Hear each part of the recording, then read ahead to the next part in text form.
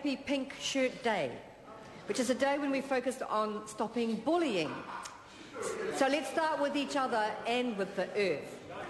Mr. Speaker, I do hope the Minister for Economic Development is not playing favourites when it comes to facilitating mineral exploitation.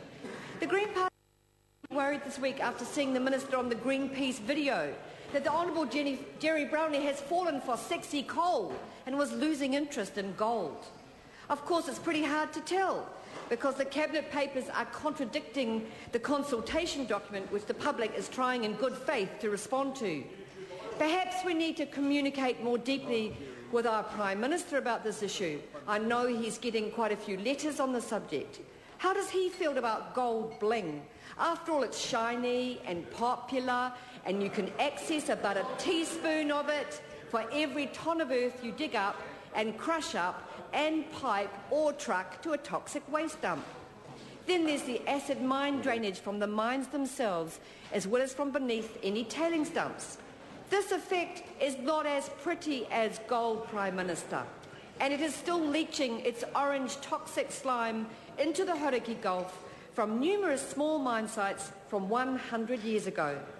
The government has budgeted $17 million to try and clean up a small mine on Mount Te Araha, which closed in the 1970s and is still leaching 5,000 kilograms of heavy metals per year into waterways and the Hauraki Gulf. It is curious how the traditional gold mining areas have experienced a total collapse of their economies and have had to develop other more sustainable industries. So the West Coast and Waihi should be paved with golden streets. But of all the towns in the Coromandel region, Waihi should be thriving on the vast profits and so-called sustainable jobs which Martha Hole and Favona underground pit have delivered to the citizens. But it may surprise the advocates for so-called modern mining to realise that Waihi has just hit the bottom rung of the Minister of Social Development's deprivation index, slipping from level 9 last year to level 10 this year. I do not think that being literally at the bottom of the heap is that sexy for the people of Waihi, who have no higher education services after high school in their town and have high levels of drug and alcohol and mental health issues. But they do have a tailings dump containing 40 million tonnes of toxic tailings, which are heavy metals such as arsenic, cadmium, zinc and mercury. The Waihi tailings dump is 300 times bigger than the Tui tailings dump, so just imagine what that could cost to clean up in 60 years' time. And Newmont Waihi Gold, who are the ever-responsible citizens, have put aside $10 million for the lucky local trust who will own this toxic dump when they've left town.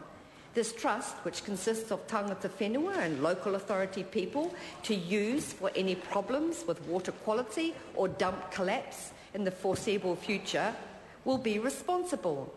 And that $10 million will not cover the scoping report, let alone the clean-up of some of the drains and ditches polluted by that vast dump. Prime Minister, gold is really sexy, isn't it?